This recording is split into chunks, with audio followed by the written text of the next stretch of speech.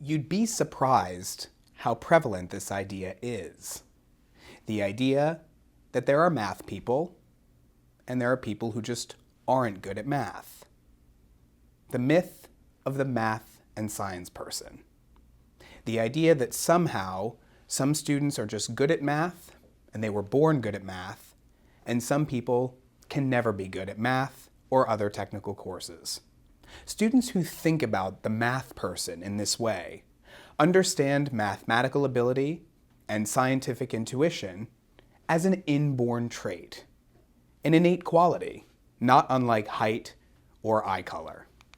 And if this is how you think about mathematical talent, you're a person who may find yourself saying, if math is hard for me now, then it will always be hard for me.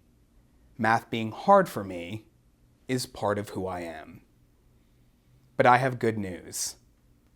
It's just not true.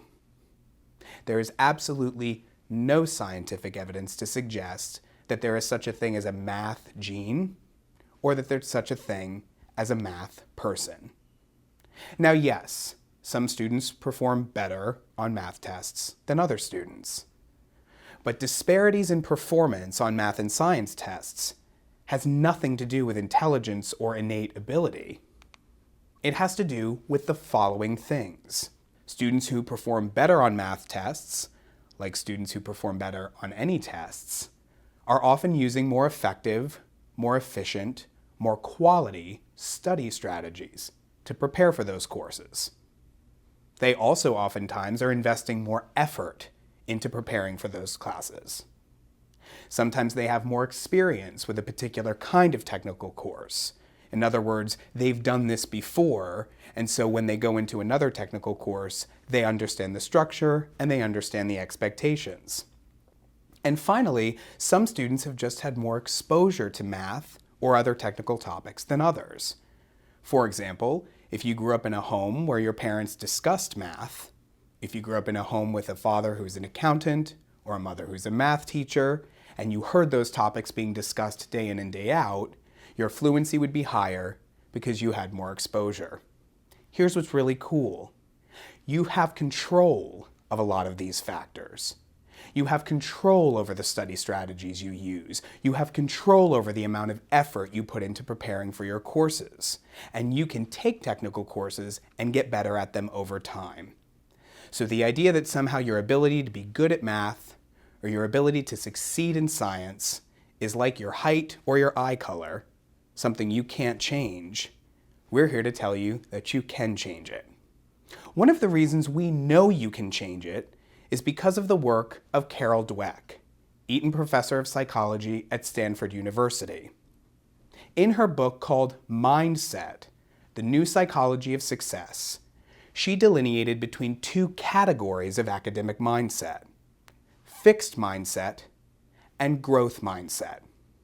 And this is how she explained the difference between the two.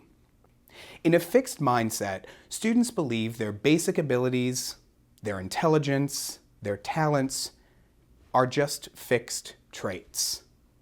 They have a certain amount, and that's that.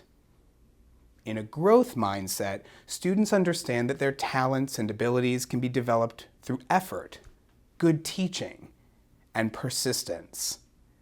They don't necessarily think everyone's the same or anyone can be Einstein, but they believe everyone can get smarter if they work at it.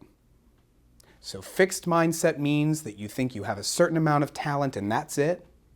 And a growth mindset means that you believe through effort and hard work, you can get better at anything. The message is clear. If you want to get better at technical courses, you need to improve the quality of your studying.